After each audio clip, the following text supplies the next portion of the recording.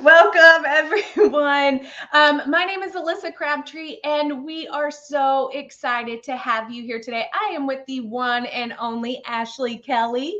And if you are joining us live, I'm going to ask that you put your name in the chat, tell us where you're from, and if you have like any burning questions that you want us to answer today about instructional coaching, instructional leadership, feel free to drop them in the comments below, and we're going to try to answer as many as we can.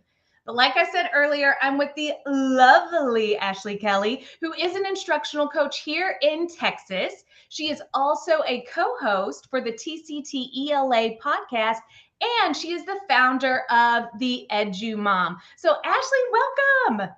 Hello, thanks for having me. I'm so glad you joined me. And tell our everyone watching live, tell us a little bit about yourself, what brought you to education, what brought you to coaching, and tell us about EduMom. Yes, I can do all of that. So, my name is Ashley Kelly. I also go by the Edu Mom, which I think is kind of self explanatory, but sometimes I get around like people who are not in the education field and they're kind of like confused. So, I came to this conclusion that, after just being so burned out, I'm trying to like separate these two really big roles in my life that I have, which is being an educator and being a mom. And it was like, some days it's possible and some days it's not. So I was like, let's just embrace it. This world is big, and it's full of educators who are mothers. I can't do the edu dad because I can't really relate to, being a dad. So I'll leave that space for someone else. But for the mothers who are in this space and have chosen education as their career, it's important to me that we find a balance between who we are as educators and who we are as mothers, because we know that education has the ability to take over everything sometimes. And so I came up to the Edu Mom as a way to just bring those two worlds together. So that is what living the Edu Mom lifestyle is all about. I initially wanted to get into education because I sat back and I thought about my life in school, and I didn't have a lot of teachers that just like stood out to me and were memorable. So I got into education in order to be that. If you can get through, at least have one teacher that will be there for you, that was invested in you, that is my goal. I don't need to be the favorite teacher. Yeah. I just want to be the most positively impactful teacher in a student's life. I want to be remembered by students for good things, not bad things. So yeah, I don't need to be the favorite, but I want to positively impact and influence students, because I just don't feel like I had a lot of that. So that was, my big thing for just getting into education, to be that person.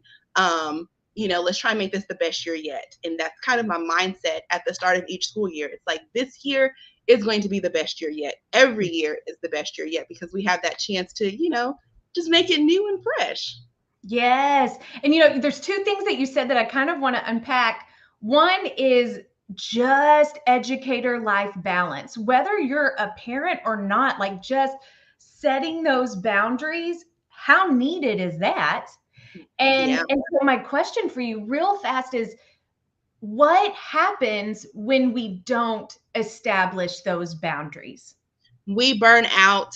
We have nothing to give. Teaching literally becomes everything. You are living at the schoolhouse and you're snapping on the children because you have nothing else to give. Yeah. And that is what led me, to this point, to be able to recognize like, hey, something has to give, because something is going to be cut short. Either I'm not going to be, the best mom that I can, or I'm not going to be the best educator that I can be if I don't find the balance between these two things, because they both require so much attention.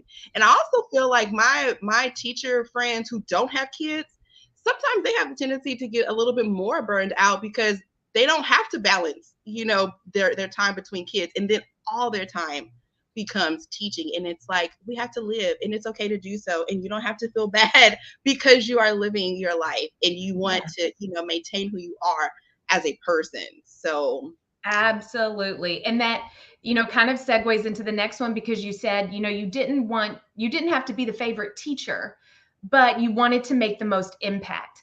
Like Hmm. the teacher that really impacted students. And I think of that also as an instructional leader.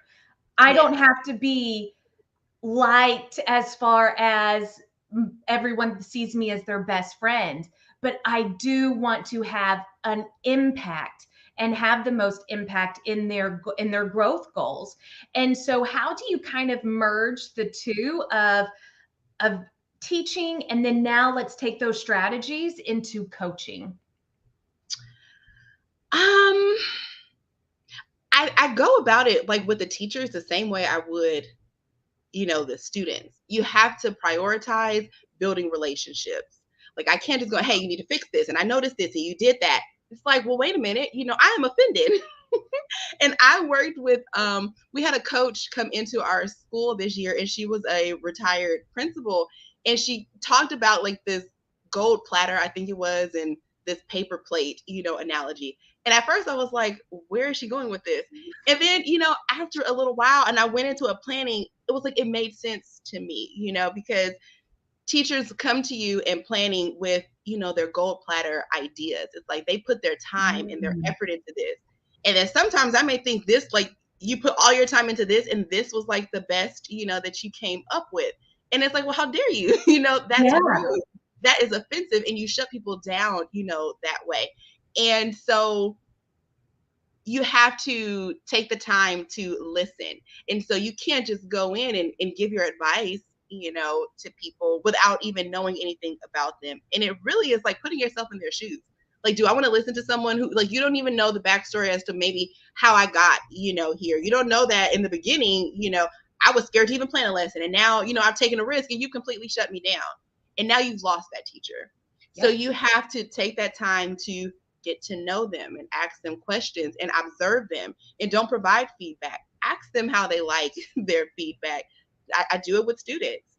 How do you need me to, ease into it for you, or do you want me to just come out and say it?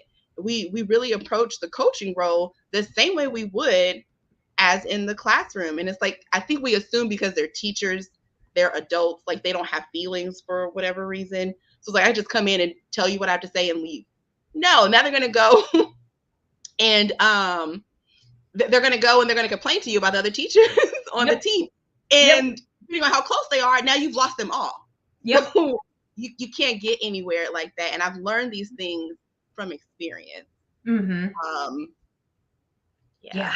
Well, and that's something, I say to administrators all the time.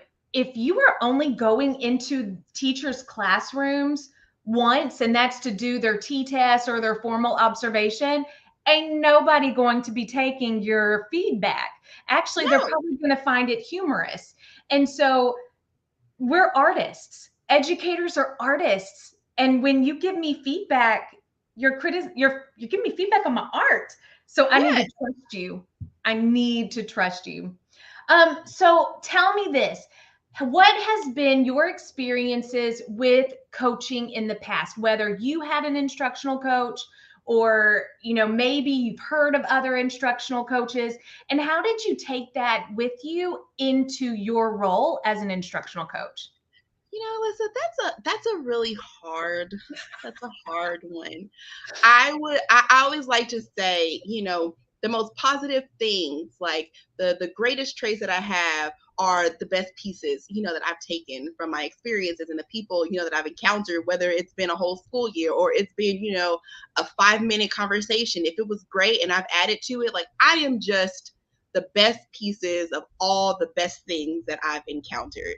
So when it comes to my experiences with coaching, I would say they I haven't had very many that have been what I would have wanted.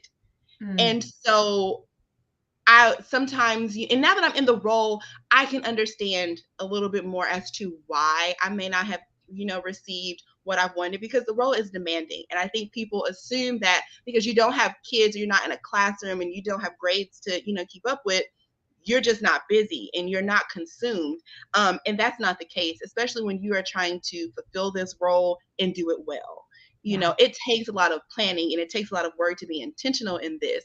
So previously, I've had coaches who they didn't really invest time in me because I had it together. And so that always just made me feel so terrible. So you'll just figure it out.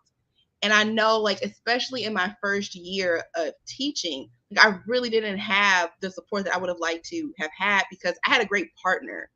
And so because I had a great partner, I just pretended like I really didn't have it as together as I did, as it appeared. I was just, doing the things that she was doing. And some of those things worked for me and some of them did not. But because it always appeared as though I had it together, a lot of times I wasn't asked, like, are you okay? Or, how I can support you, because it looked good. So Yeah. now in this role, I make the time to even, the teacher of the year teacher. I'm still gonna check on that teacher because no matter where you are, like we all want, that feedback. We all want to be checked on. It's like we all have ways that we can grow. Um, as far as my coaches, I've had a few who have invested, effort into me and growing me. And it's like, oh, I see this in you. That's how I got out of the classroom, and took that leap to go ahead and apply to be the instructional coach, which was hard. It Yeah. was really hard. It took a lot to make that leap, to leave babies and not have like a group that was my own. And I know that some people say, oh, I just want to be out of the classroom. I want to be out of the classroom. And it's like, that was not my story. Yeah. Um, but I had to talk to my director of instruction and my coach at the time, and they really just reassured me, like there are ways Yeah. to be with babies, and you can impact so many more babies, And so I've just taken the experiences that I've had that have not been so favorable and then try to change them and think of how would I like them to be and ask my teachers, because I can't assume everybody wants to be coached the same way that I did. So I would say my last coach really pushed me to go and, try something new and reassured me, that it's okay.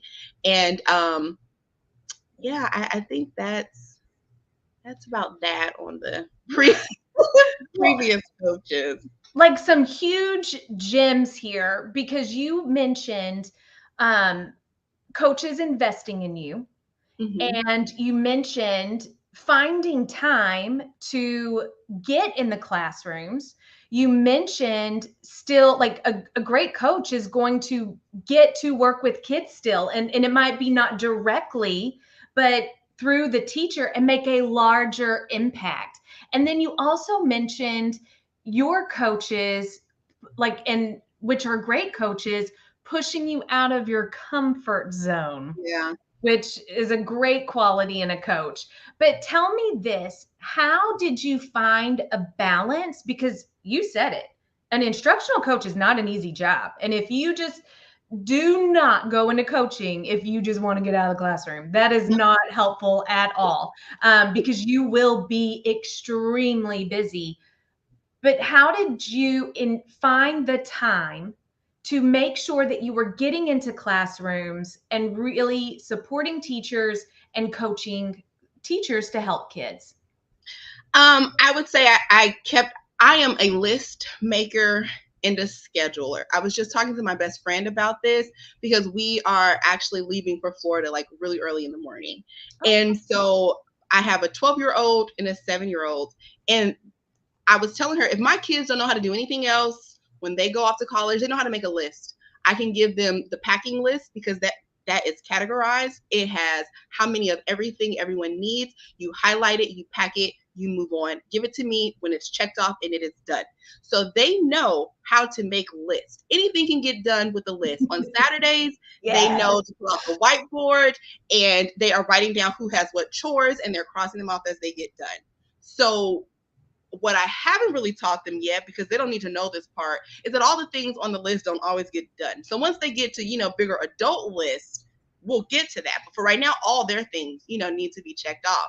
But being okay with not making all the things happen because all the things aren't always going to happen. So as much as I would schedule the time to be in rooms, I had to just learn to be okay And that was hard because I'm like, oh my gosh, if I'm not in the rooms and the teachers don't see me, they're going to think that I'm sitting around doing nothing. And it's like, oh, that teacher just saw me walk out of my office, but I have not been in, their room, but they don't know this is the first time I've like been in the office. And it was only like 30 seconds. And it's like, you have to just get past that like guilt, Yeah. and just be intentional and make it happen. And that is also why having relationships and conversing is so important. It's like if you just talk to them and let them know, this is what I'm working on. This is the plan for the week. I intend to be by, at least this many times this week. Because then it's easier, to make that happen. Because ideally, I would love to see them, at least 2 to 3 times a week for each teacher. That's a lot.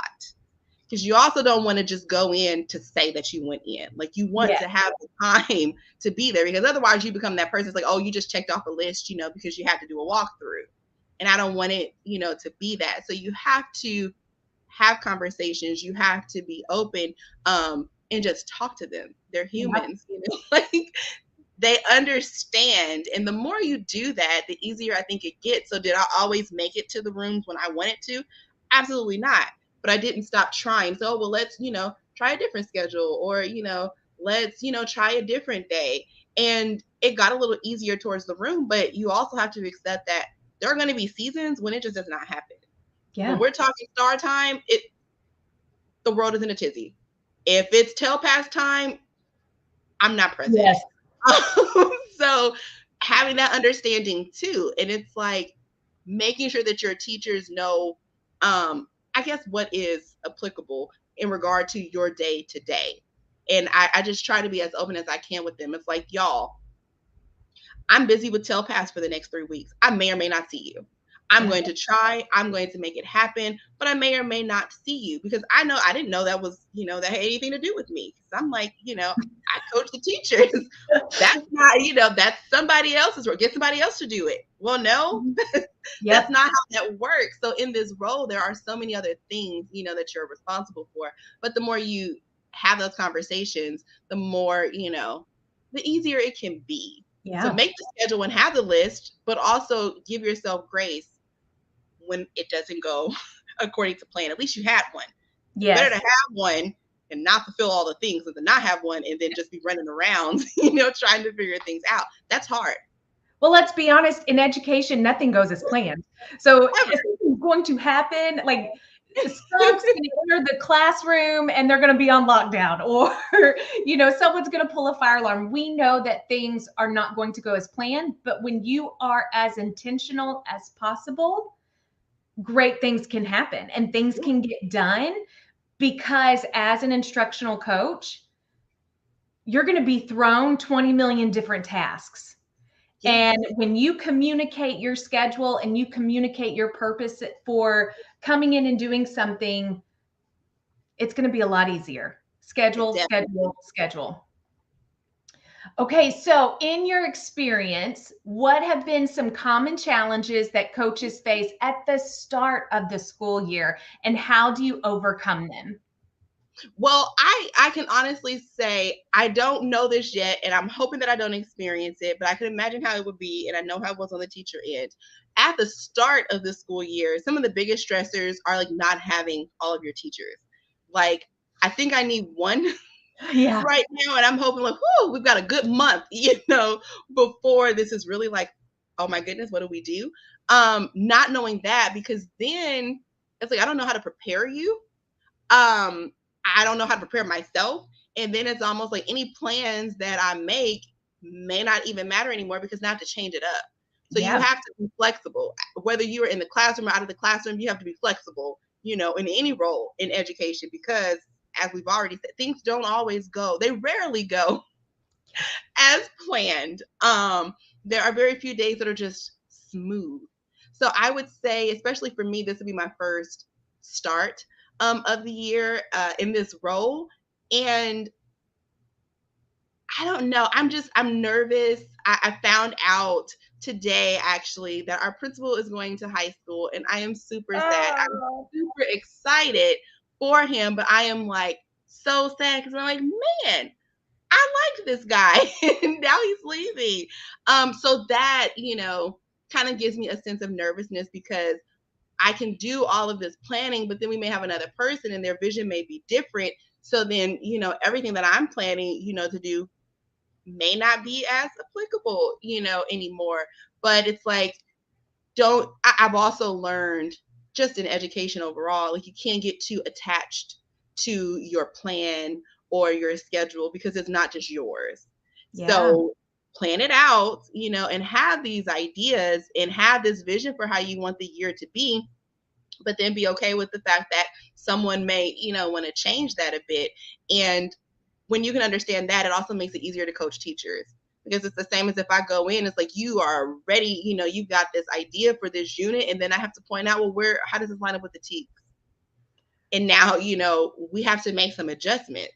And so just understanding and, being relatable to how that feels. And that's the position, that I'm just kind of in right now. And I anticipate it's just going to be another year of, just figuring, things out. And I know that it'll be great. But right now, it's like a little nerve wracking. But I'm like, okay, we're going to go live and we're going to talk about the things that, I am certain of, and worry about it, later, because in the end, it's all going to be what it's going to be. And it'll all be well. Maybe not Yeah. right now, but in due time, it will all be well. So, Girl, it's going to be great. And one thing, I say one thing, there's three things that I really emphasize for instructional coaches.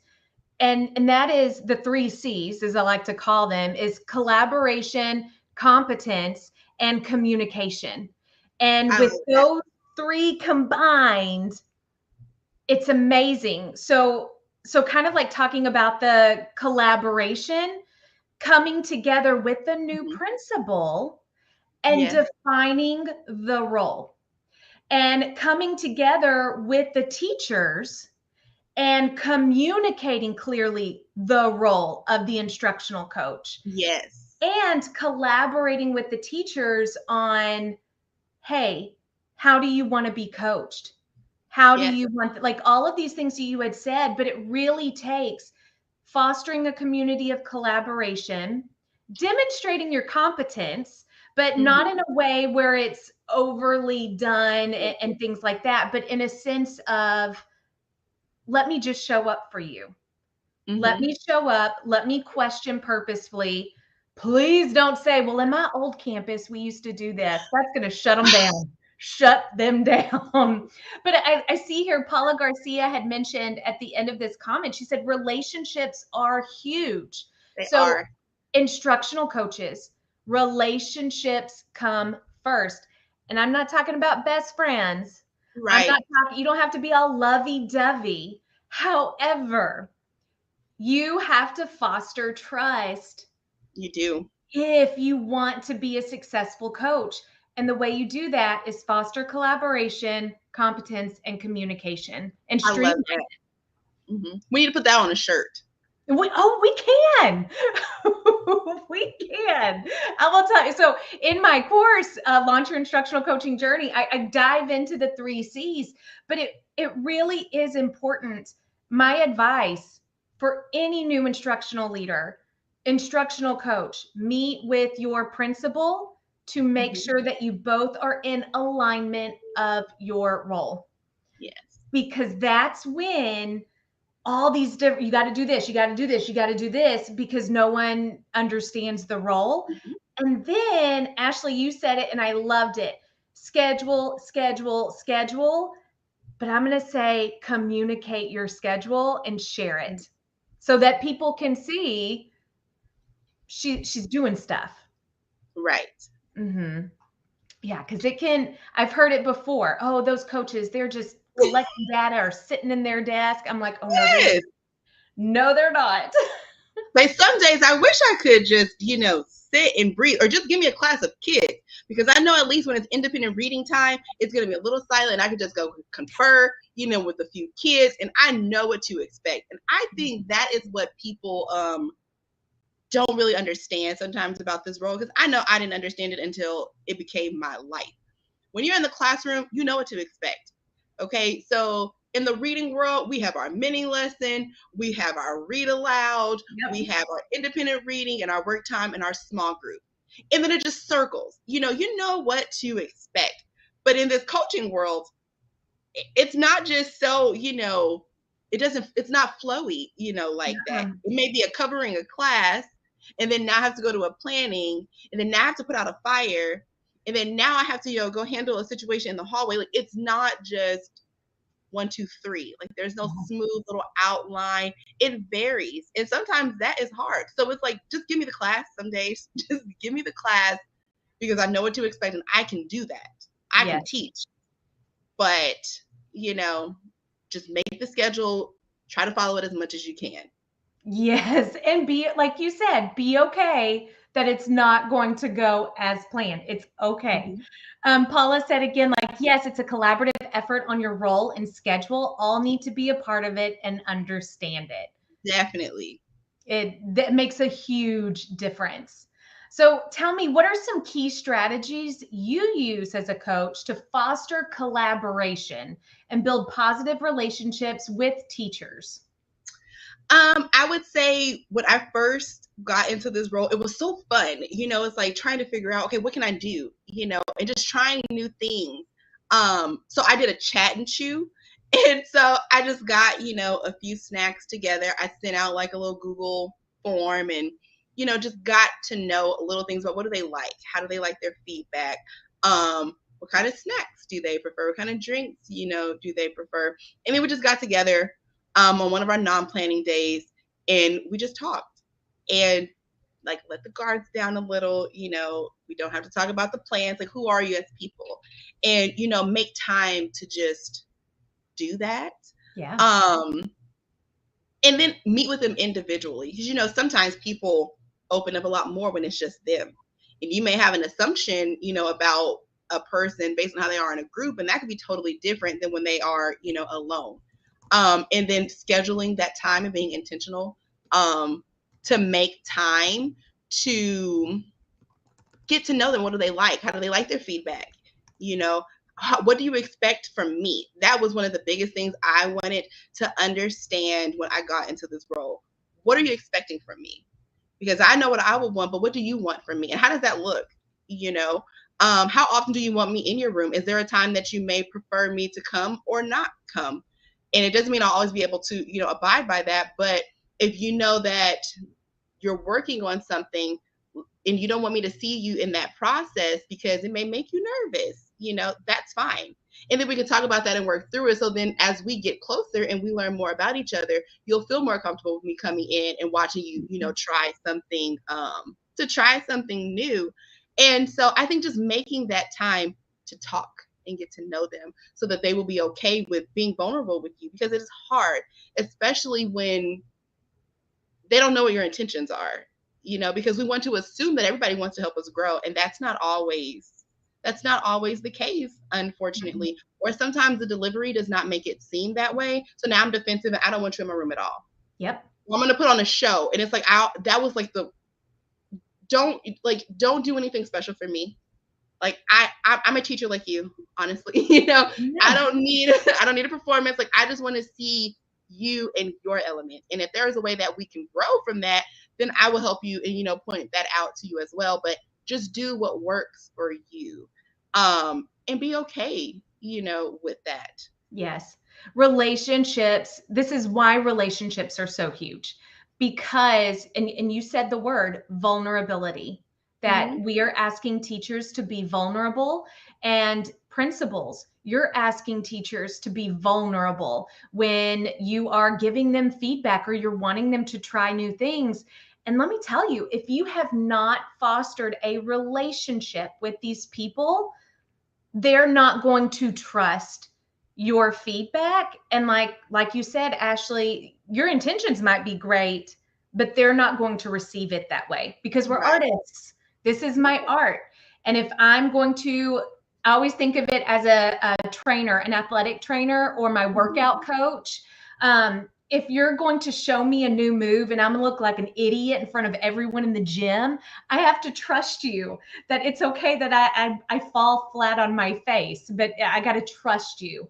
And it's huge. So coaches, administrators, if you're listening to this, foster relationships. It is not a waste of time. And the most powerful are, like Ashley said, one-on-one.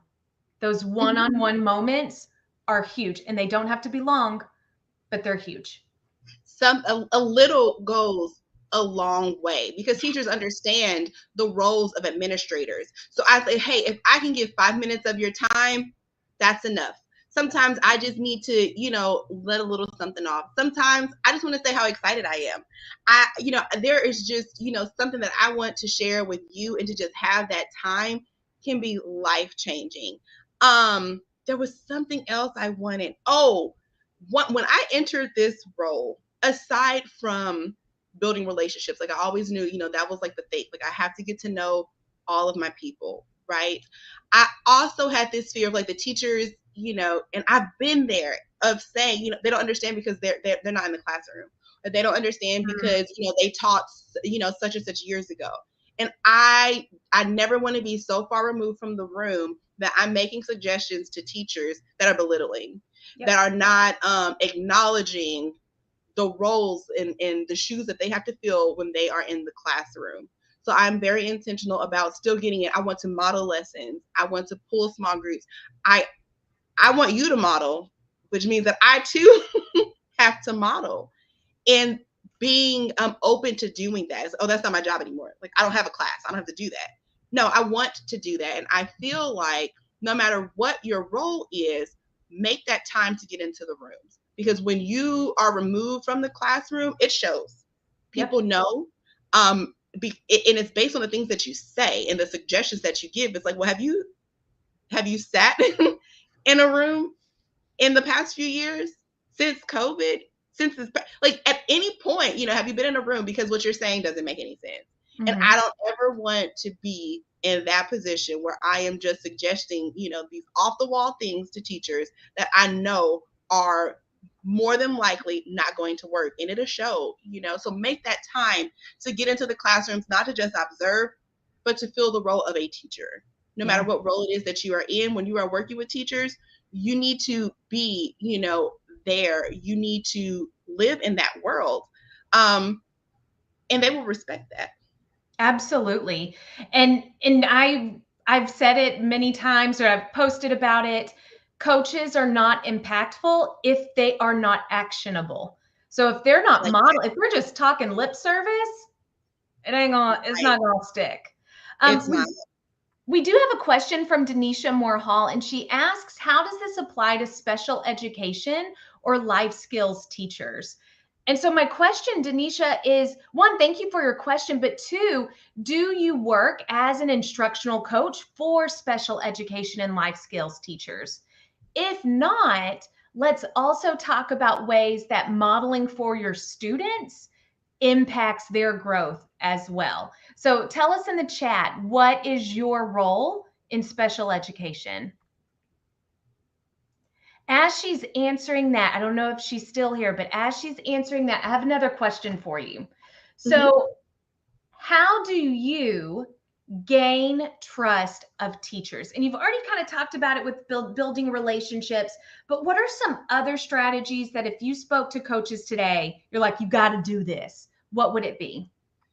You know what? That's really hard, but it's like really easy. I can honestly say the only being honest is the way that I have built trust with teachers. I don't have all the answers. You know, I'm not going to have the solution for everything, and that's okay. But I'm going to help you figure it out, and we're going to work together. Yeah. I don't know it all, and I think it's ridiculous for anyone to proclaim, like they do.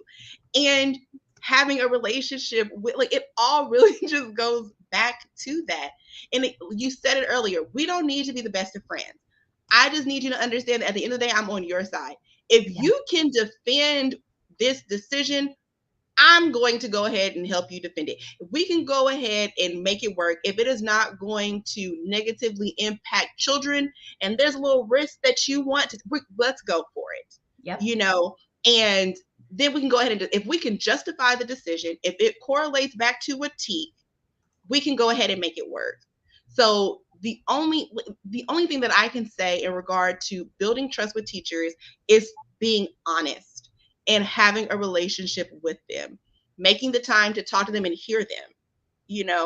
I was never fit to be like a kindergarten teacher because I'm not like super bubbly like that. And sometimes people think that I am, and it's like in waves. But to do that like all day with kindergarten, that's not it. But I have some sixth grade teachers, that's them all day. And it's like, okay, I'm going to learn from you and I'm going to understand, I'm going to listen. So I would not have taught this lesson that way because it doesn't fit my personality. But if that works for you and we're still getting, these needs met, that's great. And then you in turn are building relationships with your kids, we're good. Yeah. So being honest and having relationships with my teachers is how I can build that trust. So listen to them. If you don't understand why they want to do something, ask questions. I've learned that a large part of this role is asking questions. And when you do that, they will either get clarity on why they are right or they will get clarity on what things, we may be able to change. And now as a coach, I can go and help you either way. Yeah. I love that. And, it makes me so Denisha responded and she said she's a classroom teacher. And it made me think of while you were talking, Ashley, about that uh, honesty component. And, your coach doesn't know everything, your principal doesn't know everything. So, Denisha, one of the things that I would love for you to maybe glean from this conversation is how you could build a relationship with the coach on your campus if you have a coach or an administrator on the campus that provides feedback. But could be even more powerful is you kind of coach them in a way of, hey, come give me feedback, but a great coach is also going to ask you for feedback. Yes. And I have worked with special ed teachers. I have worked with life skills teachers. I've worked with theater teachers and band teachers. And one of the things that I always ask for is feedback on my coaching. And how much did they trust me to try that new strategy? And I think it would be one wonderful for you to reach out to your coach and just say, like, I would love to build a partnership with you. One, it's just going to be really nice to the coach. Like, it's like, hey, coach, it's going to make them feel really good. But then with them having that opportunity, you are actually strengthening their capacity, which is huge. What would you say, Ashley? I would say basically what you said, have if they don't initiate the conversation with you, initiate that conversation with them. You can let them know, hey, what do you ask them? What do you expect from me? What role do you, expect for me to feel? And then let them know what your expectations are of them. Because sometimes as a coach, what I think that, you need may not be, what you actually want. So as a coach, we have to be open to being told, this is what I need. And I can either fulfill that need or I can't. So letting them know, these are kind of the things that I expect. And if they don't open if they don't open that door, to allow you that space to let them know what your expectations are, you can be the one to, and that's uncomfortable. I think it can be hard because it's like, oh, like, I don't want to overstep, someone's boundaries. However, we have to advocate for ourselves as educators in regard to what it is that we need. And that's one of the things that I feel like I know I wish I had done a little bit more. It was like, okay, you don't want to help me? Fine. I'll figure it out on my own. And then it just left me burnt out. But at the end of the day, it's that coach's job to help Yeah. you. And it's that coach's job to provide you with support. So sometimes, and if you, in the case of, not having a coach that is going to help you in that way, you may have to talk to someone else. And those things get uncomfortable because it's like, oh, I don't want to get anyone in trouble. Well, I want to be successful. So if my coach is not fulfilling, what it is that I need, or if they are not trying to help me, then sometimes I do need to go and talk to someone else. Because sometimes too, I learn as a coach, like maybe if I don't know what I'm doing, or maybe if I don't have an answer for you, then I might try, brush that off. But if that's something that you truly need, make that known to someone else. If you try with that coach, then reach out to that next person, because maybe that next person go ahead and help that coach, because coaches need to be coached too. And Absolutely. we have to we have to reflect. And it's like, oh, I didn't handle that, very well. So that would be the best thing, make those expectations known, have that, conversation initially if it's not started by the coach, and then just go and grow from there. Yes. And I think that's a big misconception. Sometimes people see coaches, well, two misconceptions. One, that they're only for core content teachers, and that Mm-hmm. is not the case. So I love how Ashley said, go advocate for yourself, because as teachers, we want to continue to grow. Our generations, there's generational gaps, and we want to be strengthened learning in our classrooms. And so we want, everyone deserves a coach. So be like, I love it, be proactive for the upcoming school year, ask for help. But then also, coaching is not for people who are just struggling, it's for everyone. So Denisha, Mm-hmm. I bet you are a rock solid rock star teacher, but you know, how awesome is it to even take it to the next level and Mm-hmm. find the next one? So I love it. Thank you for your question and participating.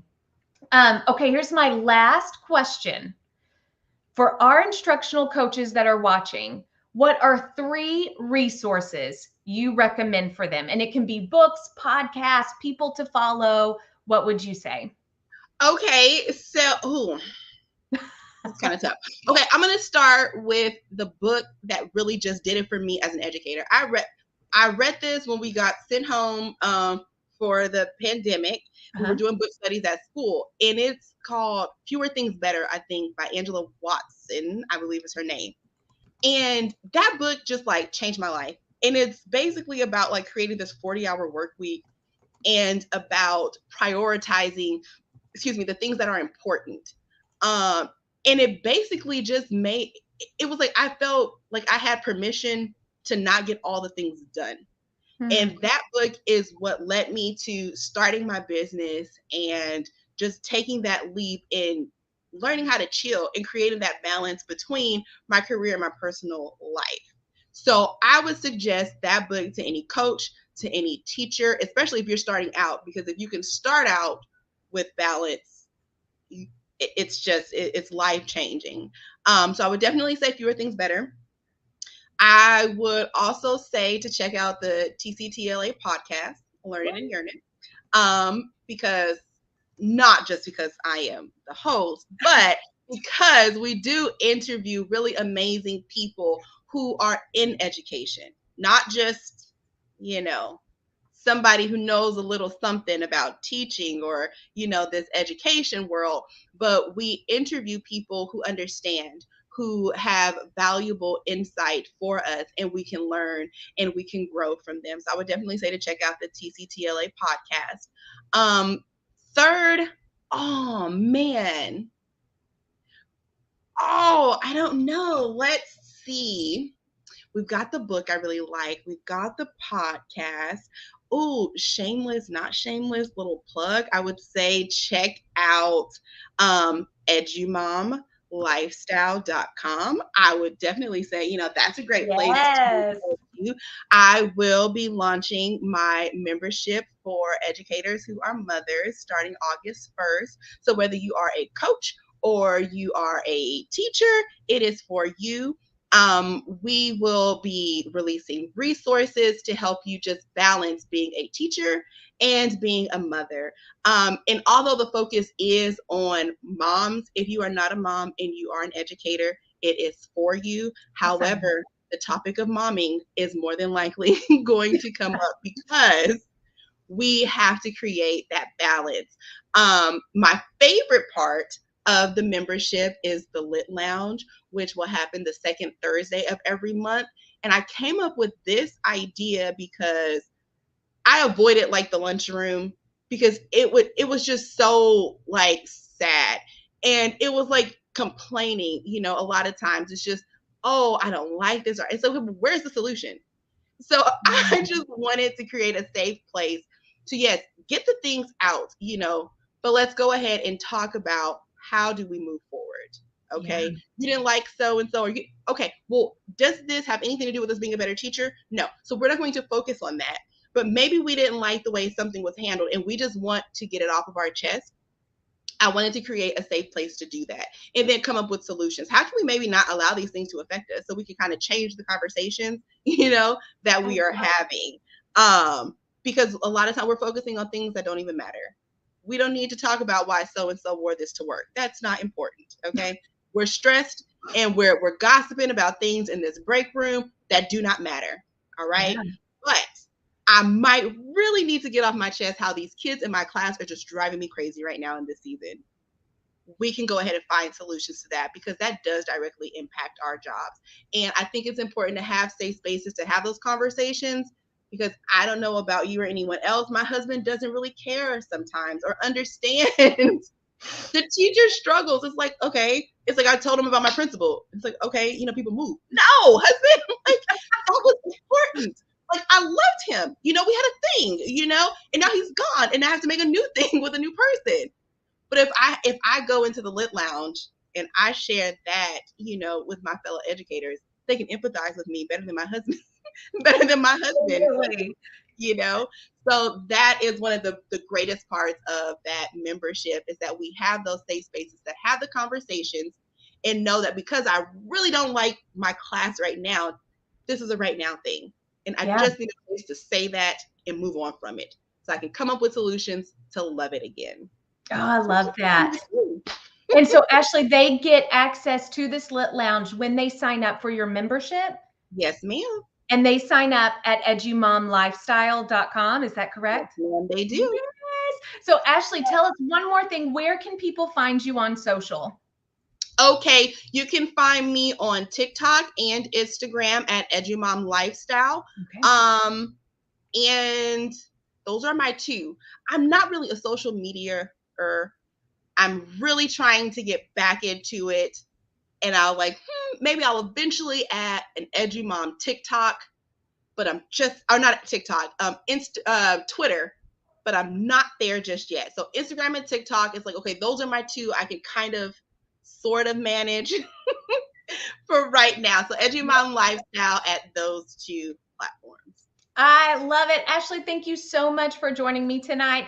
Ladies, thank you for joining us, who joined us live. We greatly appreciate it. Oh my gosh, my dog's going crazy. You were so But patient. no, but I hope you'll have a fabulous, and Frankie wants you to have a fabulous evening too. So thank you, Thank Ashley, so you. much. Good night, everyone.